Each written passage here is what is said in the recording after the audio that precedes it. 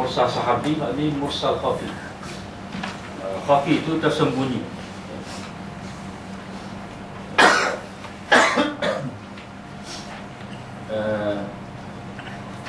Dia ada sedikit sebanyak keserupaan dengan bab tadlis. Dia ada kaitan juga. Istilahnya, terputus sanad pada mana-mana bahagian antara dua orang perawi yang sezaman, tetapi tidak pernah bertemu antara satu sama lain sezaman.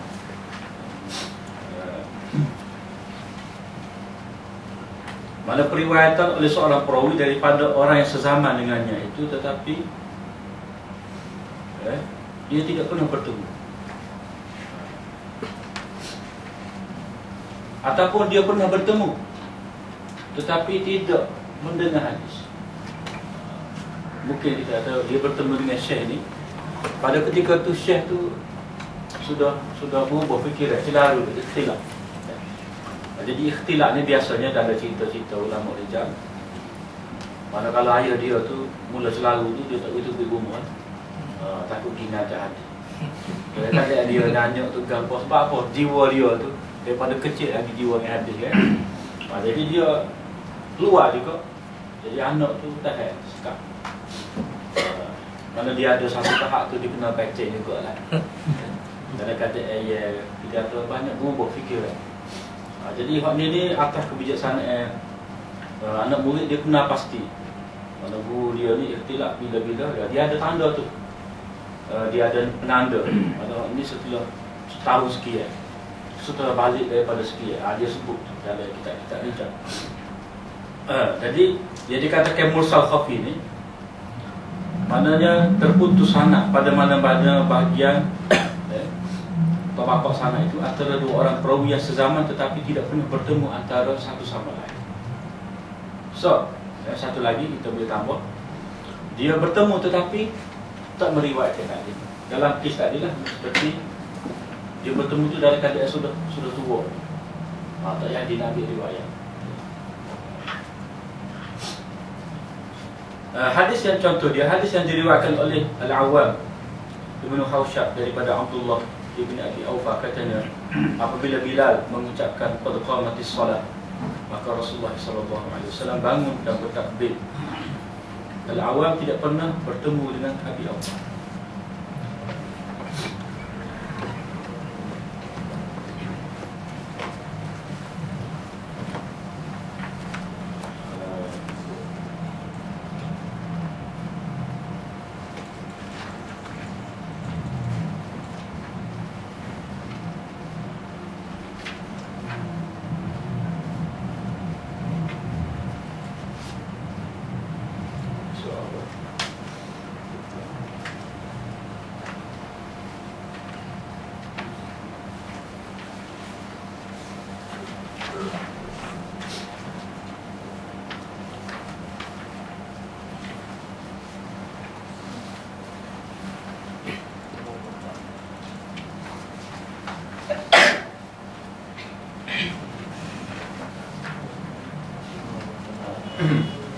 بما روى الأعوام بن حوشب عن عبد الله بن أبي أوفى قال كان رسول الله صلى الله عليه وسلم إذا قال بلال قد قامت الصلاة حضر وكبر.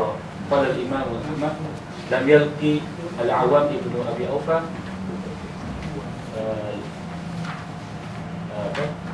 لم يلقي الأعوام ابن أبي أوفى. Mana Awam itu tidak bertemu dengan Ibn Abi Aufa. Jadi yakni fayakunu munqati'an, ada terputus di antara kedua mereka itu sebab tak bertemu. Jadi hadis ni dhaif kerana dia meriwayatkan, ada kemungkinan dia meriwayatkan perawi itu dhaif. Itu apa? Dia dikatakan mursal khafi.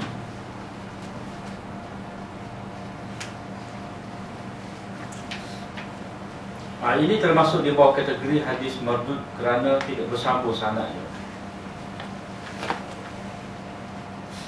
Lepas tu kitab tu Tafsir Limubham Al-Marasil karangan Al-Khatib. Kalau zaman ni ada sebuah kitab tebal juga lah, 4 jilid Al-Mursal Al-Khatib wa Alaqatu Bitadris ditulis oleh Syarif Khatib Al-Auni. Kitab tu agak teknikal lah. Dia kaji riwayat Hasan Basri. Hasan Basri ni banyak riwayat-riwayat tu kita nampak dia ambil daripada sahabat sebenarnya tidak. Terutamanya orang duk bising sibuk tasawuf tu Hasan Basri daripada Sayyidina Ali. Sebenarnya tak ada riwayat, dia terputus.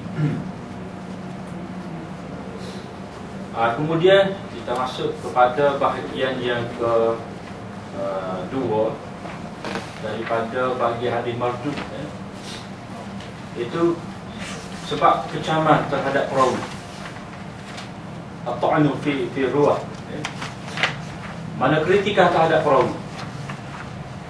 Jadi kritikan terhadap perawi ini sama ada dari segi keadilan dan juga dari segi ketepatan. Adil ni seperti yang kita sebut tadi, maknanya mana orang itu mempunyai bakat dalam diri dia. Bahasa moden ni apa? Kompetensi ke apa? Kita Inggeris ni kita sikit apa jadi mana. Kompeten tu mungkin istilah yang sesuai lah. Mana dalam diri dia tu ada kemampuan yang mana dengan ada sifat ni dia dapat menjaga agama.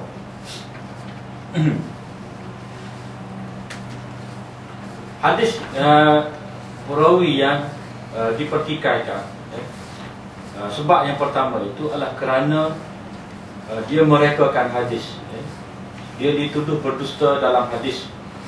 Jadi hadis dia tu kita panggil sebagai hadis maudhu'. Hadis maudhu'. Kecaman dari segi keadilan, yang pertama berdusta, kalau balik ke surat 15 tu. Yang kedua tertuduh dengan berdusta, fasik, tidak dikenali dan melakukan bid'ah, terlibat dengan bid'ah. Jadi yang pertama maudhu'. Maudhu' ni maknanya asal daripada wada'a, makna yang menjatuhkan. Wada'a tu makna menjatuhkan ataupun meletak.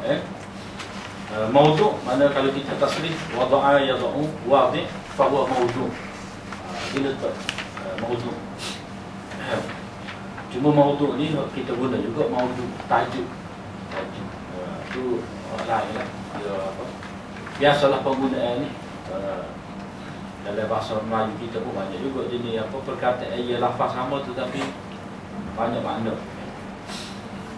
Ia dinamakan demikian kerana jatuhnya kedudukannya, mana rendahnya. Dan paling teruk lah, mana dalam hadis-hadis dhaif ni, dia lah yang paling mana tidak patut. Mana kalau orang terlibat dengan pendustaan hadis Nabi ni, boleh jatuh akidah.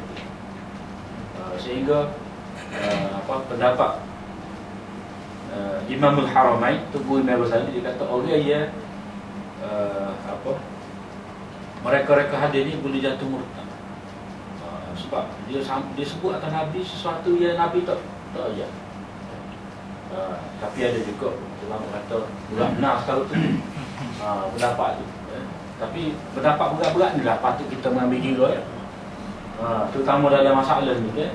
Kadang-kadang orang yang memandang rendah masalah ni, kita kena royak pendapat berat ni supaya beringat. Ia dinamakan demikian kerana jatuhnya kedudukannya. Kedua, makna kedua menempelkan. Wada'a ni makna menempelkan, tepek lah bahasa itu.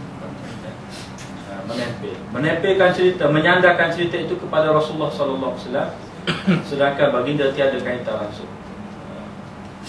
Istilah dia rekaan atau ciptaan palsu yang disandarkan kepada Nabi. Kita kata Nabi buat, kita kata Nabi ucap, kita sahabilah ni perdah Nabi.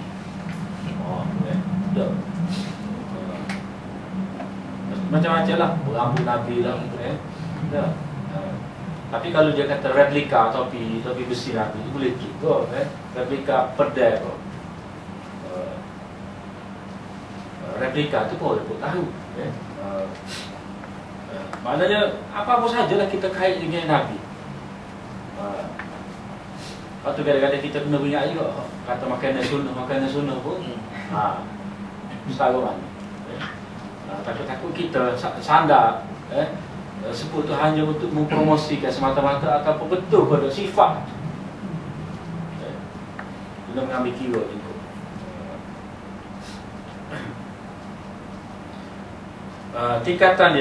Tingkatan sejenis hadis ialah hadis maudhu, boleh diikuti oleh matruk, munkar, mu'allal ataupun ma'lul, mudraj, maklub dan muttarib.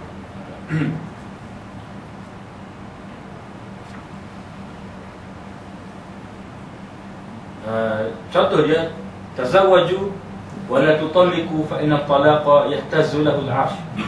Berkahwinlah tetapi jangan bercerai kerana ia boleh menggoncangkan arasy. Jadi nikah tak boleh cerai. Jadi kalau kita tengok dari segi kaedah tu, tak sedang perawi lah dari segi tu, tak dapat ada ni. Ada Quran sendiri pun ada sebut kan. Fatalliquhunna li'iddatihin. Suruh juga tu. Padahal ada masalah kan. Maknanya dari segi kita kata tidak masuk molek. Tidak sukun. Tidak sukun masalahnya, tidak tenang. Tidak tenang di antara dua apa? Tak ada sakinah. Orang Kelantan kata sukun. Mana tak ada sakinah antara suami isteri balok. Tak boleh seleh sikit. Mana tak boleh nak apa? Dia kata tepuk bahu lah dia kata. Panas macam nak balok. Lepas tu dari segi pisau pak tidur pun tak jadi juga. Lepas tu guna orang tengah pun tak jadi juga. Kaunseling majlis tak kali panggil kaunseling lagu tu juga. Jadi cerah lah. Ada jalan tu. Kalau tak ada cerahnya Kristian lah. Tak ada cerah Kristian. Tapi tak ada cerah pun dia pergi buka orang lain. Contoh tu dia pergi buka orang lain. Jadi disebutkan oleh Al-Khatib dalam tarikhnya, tarikh Baghdad. Dia kata Khatib Al-Baghdadi dalam tarikh dia mana tarikh Baghdad. Tarikh Baghdad ni tepat. Dia tahulah. Kalau orang tu sebut dia tarikh Baghdad. Satu lagi tarikh Dimash. Tarikh Dimash ni Ibnu Asakir. Ni tarikh Baghdad. Jadi dalam tarikh Baghdad ni dia ada juga lah sebut hadis-hadis sanak ke apa semua. Disebutkan oleh Al-Khatib dalam tarikhnya daripada hadis Ammar bin Jumaih daripada apa tu? Jawabil. Mana ya?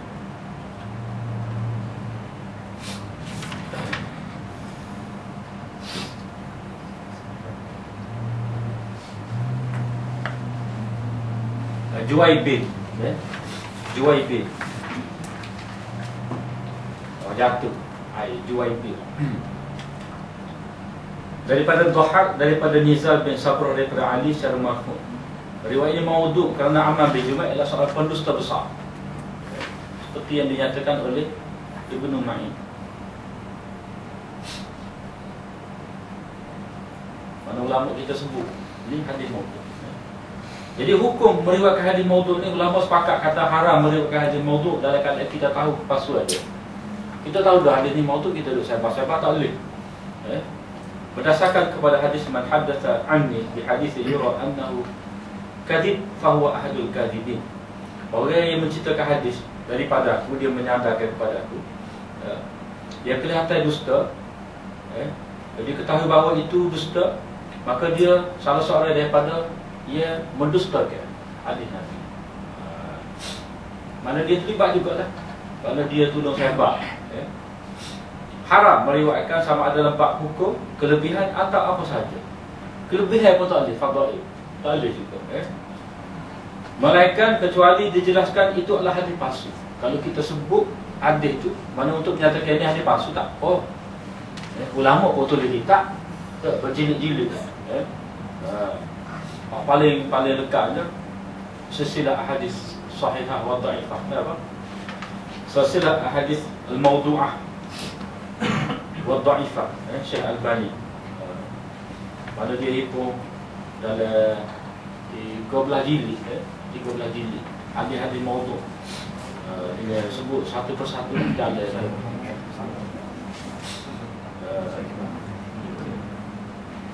mana hadis maudhu ni, mana ulama tulis kitab suku untuk kita sehari kita baca, kita boleh kesan ni hadis maudhu.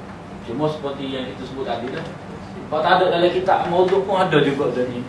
Mana ada penambahan seiring dengan perubahan zaman semasa ni. Kata ulama hadis ini tidak sahih atau tidak sahih. Ada perincian. Apabila mereka menyebut, yakni ulama hadis menyebutnya di dalam kitab al-mawdu'at, maknanya itu adalah hadis maudhu. Mana ulama kata hadis ini tidak sahih. Mana dia sebut tu dalam kitab berkenaan dengan hadis-hadis maudhu, itu memang hadis yang maudhu. Tetapi kalau ulama sebut dalam kitab biasa, kitab syarah hadis dia, ataupun kitab dia mengumpulkan hadis-hadis daripada satu kitab, apa yang kitab takhrij, baca kitab, dia kata kitab Ihya tu, ulama tu dia suku ambil hadis-hadis tu bahak, itu bagi kitab takhrij. Jadi kitab takhrij ini boleh jadi ada hadis sahih, ada maudhu, ada belakang dari itu. Jika mereka menyebutnya di dalam kitab-kitab hadis yang lain, seperti kitab syarah hadis atau kitab hadis-hadis hukum, maknanya ialah hadis itu tidak memenuhi syarat hadis sahih. Maknanya dia kena tengok keadaan juga. Kalau ulama kata hadis ini tidak sahih, bukan kata sahih tu lawan dia maudhu lalu dah. Boleh jadi hadis ni kata tidak sahih, maknanya hadis dhaif.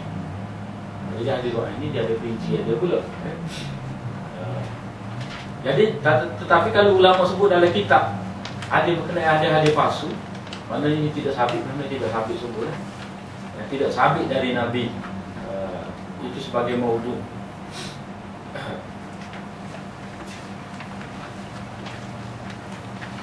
Lepas tu hadis-hadis maudhu, hadis maudhu bagi dua pereka-pereka hadis. Pereka-pereka hadis ni mana ulama senarai lah, terutamanya dalam kitab seperti Ad-Du'afa wal Matrukin. Mana ulama tulis khusus berkenaan dengan perawi dhaif ni, dia termasuk juga perawi yang dituduh berdusta. Ulama kata dia merekakan hadis, itu disebut dalam kitab Mizanul I'tidal. Jadi Mizanul I'tidal ni kitab yang ditulis oleh Hafiz Al-Zahabi. Dia sebutlah ada perawi-perawi yang ada yang dipertikaikan tentang dia. Jadi dia sebut, tetapi tidak kata semua hak dalam itu perawi maudhu. Tak. Ada juga hak dhaif, hak sahih pada perawi itu. Cuma ada ulama yang kritik. Jadi hak mana ada pernah ulama kritik, dia masuk dalam sebut. Lepas tu dia nilai balik lah. Dia nilai balik. Kemudian Lisanul Mizan ditulis oleh Imam Ibn Hajar. Kemudian Al-Burhan Al-Halabi telah mengkhususkan satu kitab Al-Kashful Hasith Amman Rumiya Bil Wad'il Hadith. Mana dia hitung kitab pendedahan tentang orang yang dituduh berdusta, berdusta dalam hadis.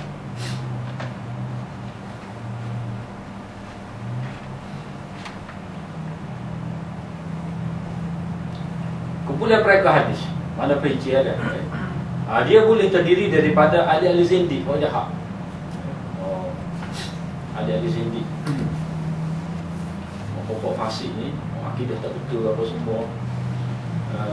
Dibuat oleh tukar cerita, qusas. Tukar cerita ni rawa lah, kita panggil rawa, kaki buah.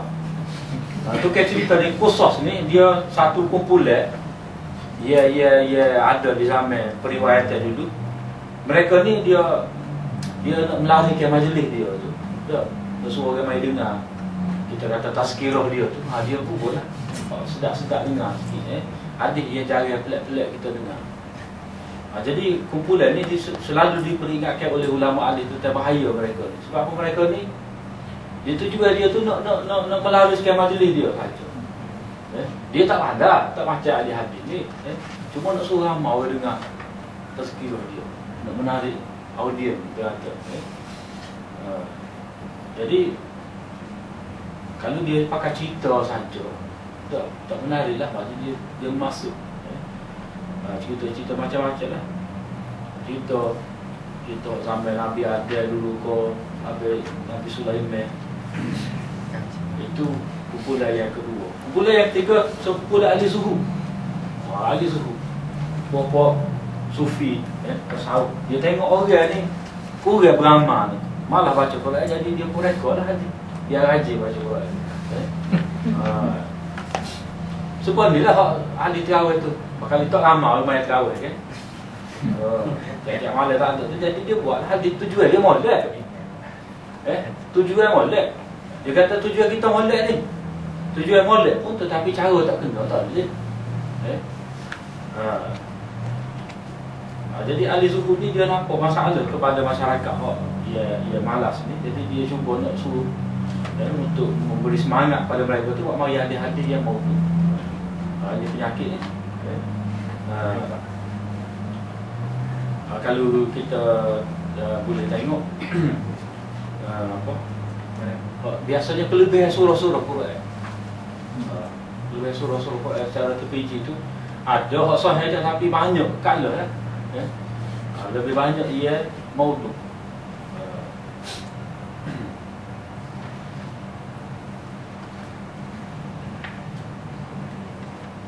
Orang yang tiga orang yang mau menjadi sasaran mereka. Orang ni orang ada musuh. Orang ada musuh. Mana kita kata pokok taksub pada mazhab Hanafi ni dia amai satu adil lah. Yakunu fi akhir zaman rajulun ismuhu Muhammad bin Idris huwa adaru min iblis. Dia kata akhir zaman ni ada seorang nama dia Muhammad bin Idris, lebih bahaya lagi daripada iblis. Jadi bunyi tu nampak ada sedap lah dengar Lepas tu ahli bid'ah yang mencipta hadis maudhu untuk menyokong fahaman mereka.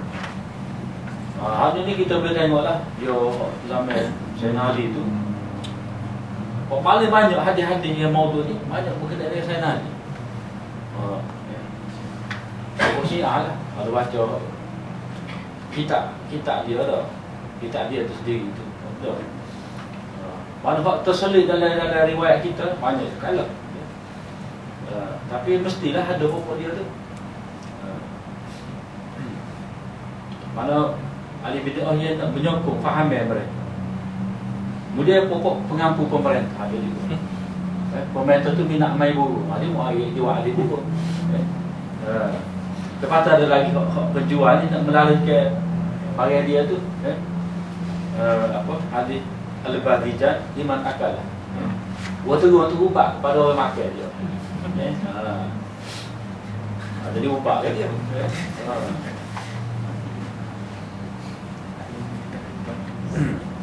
Maudhu ni tengok dalam tu lah mudah lagi kan.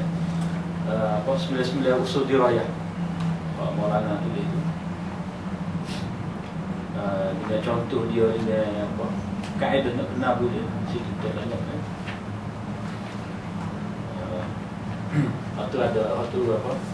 Ada audio dia tu, beberapa kali audio tu boleh dengar. Maulana Bah 99 usul dirayah. Sebenarnya itulah untuk kita kena hadis-hadis maudhu. 99 usul dirayah. Kemudian hadis matruk. Hadis matruk. Hadis matruk ni istilahnya matruk ni mana ditinggalkan. Hadis yang ditinggalkan. Tak patut riwayat. Hadis yang dalam sanadnya itu ada perawi yang dituduh berdusta. Hadis itu hanya diketahui daripadanya sahaja serta bercanggah dengan prinsip-prinsip umum syariat. Mana ada perawi yang dituduh berdusta, tak berdusta lagi. Dalam hadis maknanya sebab dituduh tu tengok dah dia tafaruk berseorangan dalam meriwayatkan hadis, dia tu doa. Lepas tu terkena dengan berdusta dalam percakapan biasa. Tetapi tak sabit lagi dalam hadis Nabi. Kalau sabit dia, sudah sabit dia berdusta dalam hadis Nabi, hadis dia tu hadis maudhu. Hal ni dalam percakapan biasa ni memang dia menipu. Jadi kita kata dia ni Maka ini pun dalam percakapan biasa ni lah. Tapi hadis Nabi tu orang dia jaga Nabi kan. Kemungkinan gitulah. Jadi atas dasar sebab kemungkinan lagu tu ulama buat berbahagia. Hal ni perawi yang memang berdusta. Hal ini dia tuduh berdusta. Kemungkinan tu. Jadi ulama kita beringat. Jadi janganlah kita kata dia tak sabit lagi berdusta. Jadi kita tak boleh nak konsep tak kata gambar-gambar pada dia. Tak boleh, kita kena ada perkiraan SD. Macam kita kata orang ni dituduh sebagai Syiah. Jadi kita dia tak ada gapo dia tu. Tak ada bukti lagi. Jadi kalau kita nak nanti bukti apa? Sebab komen ni. Apa? Bukti yang jelas bahawa dia di Syiah mengamalkan Syiah. Dah. Baca kau tak tubik. Dah. Tak akan keluar. Jadi kita mana kesan kita dalam mempelajari ilmu hadis, ilmu rijal ni, mana pada bukit kita tu dia ada banyak pertimbangan. Orang ni memang jelas mengaku dia hujatul Islam. Hal ini dia main nusuk lagi, tapi ada ke arah tu. Jadi ada ke arah tu bagi kita walaupun orang tak panggil sebagai bukti dah, tapi dia ada lagi korinah dia panggil. Kalau dalam keadaan pembuktian mahkamah tu korinah. Macam kita katalah dalam kes zina kena ada 4 orang saksi. Tapi sekarang ni kata payah saya 4 orang, tapi boleh cek dengan DNA. DNA tak boleh mensabitkan, tetapi dia boleh jadi korinah. Maknanya adalah sedikit sebanyak boleh kita ni itu. Ataupun keadaan dia tu meragukan. Keadaan meragukan tu kena mengambil kira juga. Tapi masalah kita ni, kita ragu pun dia kata tak ada apa, molek takut. Tapi kalau kita ngaji hadis, dia ada banyak pertimbangan. Jadi tak boleh kita kata tak ada bukti lagi. Dia berdusta atas hadis Nabi. Tapi kena tengok dia, sifat dia tu pengarah, perangai dia, cenderung dia tu lagu mana. Itu sebenarnya makna kita ni, walaupun tak boleh nak menjatuhkan hukum merah atas dia, tak boleh nak jail ke apa-apa, kena ambil tindakan yang bersesuaian. Sepatutnya sepatutnya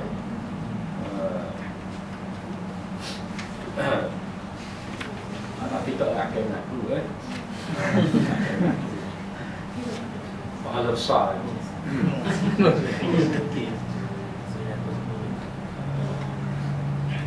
Matru. Lepas tu bercanggah pula dengan prinsip-prinsip agama yang diketahui secara darurah. Memang hak ni prinsip ni darurah ni mana kita kena terima, tidak boleh dipertikam. Contoh dia hadis-hadis yang diriwayatkan oleh Ammar bin Syamir. Ada air bin Syamir daripada Jabir al-Ju'fi, daripada Harith al-Awad, daripada Ali secara marfu'. Hal ini kalau kita jumpa Jabir al-Ju'fi ni memang pendusta besar. Harith al-Awad ni dia ada masalah. Ada masalah. Banyak lagi. Contoh macam hadis daripada Sadaqah bin Musa Ad-Daqiqi daripada Farqa. Kemudian majhul. Bagaimana fungsinya? Ada yang apa? Terus ada. Begitu pun dia. Mesti ada. Bagaimana? Ya, kalau masuk majhul ni, jahalah ni, ia akan berakhir dengan mubahat. Lepas tu majhulul ain tu 3 page lagi. Dia berakhir dekat dia apa berkait. Kedua. Setuju. Saya.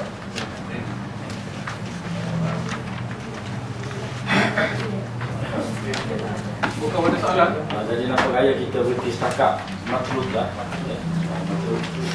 Jadi kita tinggal apa bahasa siri dua. Bukan pada soalan. Kalau ada kemusykilan tu boleh kita kongsi. Kalau ada boleh jawab tu kita jawab. Tak ada jawab tu kita forward lain.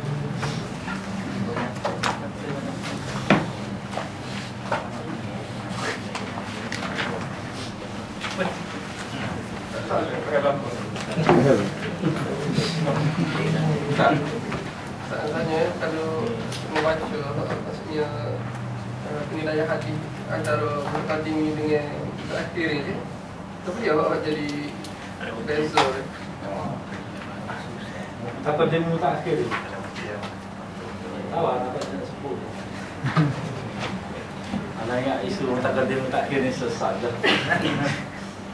Anak pun tak pastilah. Dia masalahnya sekaliannya sebenarnya kita nak menilaikan hadis ni. Kita tak lewat macam sifir matematik dah.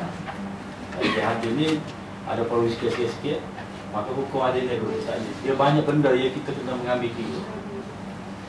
Cuma disebutkan sebagai mutaqaddim itu sebab merujuk pada ulama-ulama hadis zaman asrul riwayat tu lah. Tapi kalau kita mengambil kira nak pakai mutaqaddim saja, tokoh-tokoh kemudian mutaakhir ini macam Hafiz Ibn Hajar, Imam Nawawi, orang besar lain, mereka ni semua yang besar dalam hadis. Ia menjadi tempat pengantungan kita. Jadi seolah-olah kalau kita kata mutaqaddim, mana mutaakhir ini? Tolong. Jadi sebenarnya kena, dia kata ustaz mutaqaddim itu dia mengikut dia tahu, dia kata mutaakhir itu lebih kuat lagi. Jadi benda ni tidak semutlak lah, betul lah mengikut pada keadaan. Cuma bagi anda macam orang seperti Dr. Syarif Hatib, lepas tu macam Dr. Hamzah Malibari, tujuan dia tu masuk ni lah, tak say orang kemudian ni kalau ngaji hadis, mustalah hadis saja, tak ngaji mustalah hadis saja lebih kurang. Lepas tu boleh buka kitab reja sikit, lepas tu ambil sekitar hadis, cek putusan tanpa melihat kepada kajian ulama terdahulu. Tu tak benar. Ana lebih nampak maksud mereka lagu tu. Walaupun banyak lagi maksud yang mana ni lah. Tapi kalau kita nak mengambil kira dua pihak ni, sebab dia bertelagah ni sama-sama ulama ni, masalah ni masalah manhaj ni. Dia sebab bangkitnya Syekh Albani tu mencipta satu gelombang. Jadi orang jadi minat, orang Arab mula memberi perhatian semula kepada pengajian hadis. Sebelum ni tidak sungguh kan. Seperti Rashid Ridha kata, Rashid Ridha kata aku tak nampak dah pengajian hadis ni ada di Hijaz mana, tapi ada di India, Perancis. Jadi lepas pada itulah baru orang Arab ni memberi perhatian pada hadis. Jadi tak sel lah dengan sebab kita belajar beberapa kitab Jarh Ta'dil, kitab mustalah hadis. Jadi kita nak praktik sendiri tanpa mengambil kira keputusan ulama terdahulu. Tak kira lah ulama zaman Imam Bukhari, Daruqutni, Imam Ahmad, ataupun kemudian ni Hafiz Ibn Hajar, Imam Nawawi, orang lain lagi. Kemudian pun masing-masing ada sumbangan sebenarnya. Cuma kita kena terima dalam menentukan dia, masalahnya dalam menentukan hadis ni sahih tak sahih. Sebenarnya menentukan sahih tak sahih hadis ni dia khilaf daripada dulu juga. Dia masalahnya khilaf dalam perawi itu sendiri. Atas seorang perawi ni tak serupa kan, dia kata perawi ni sikoh, dia kata tidak sikoh. Kadang-kadang orang imam yang sama juga, sekali dia kata orang ni sikoh, sekali tidak sikoh. Jadi ini memberi aplikasi kepada hadis itu sendiri. Setengah ulama kata hadis ni sahih, setengah kata tidak. Jadi khilaf ni dalam mana-mana ilmu pun tak boleh lari lah, ada. Jadi kalau kita nak kata mesti satu keputusan, mana hadis ni sahih, mengikut mutaqaddim kita kena terima sebagai sahih juga. Kalau hadis ni mutaqaddim kata dhaif, jadi mesti kita terima sebagai dhaif juga. Tak boleh kan? Sebab benda ni ijtihad. Muka kita perawi ni pun kita ijtihad. Kita kedudukan dia tu, kaji ulama dulu dia ijtihad. Dia kaji soal-soal perawi ni. Jadi benda dalam benda sesuatu ijtihad, dia tidak qat'i. Tidak benda hitam putih gitu, dia masih ada kebarangkalian dia, kemungkinan. Kita pakai hak zahir lah biasanya. Itu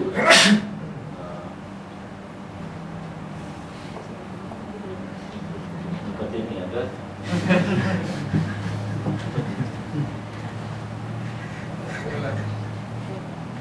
Salah lagi.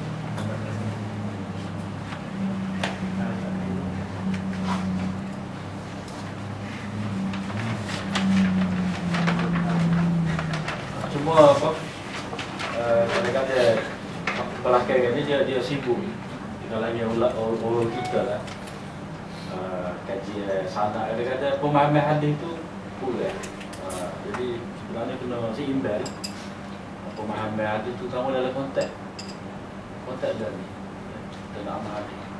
Jadi bila tu ada ke ini sahih tidak sahih. Jadi bila sahih itu relax lah. Jadi hal tanya sahih tak sahih? Sahih. Alam mana kita nak amal lebih luas.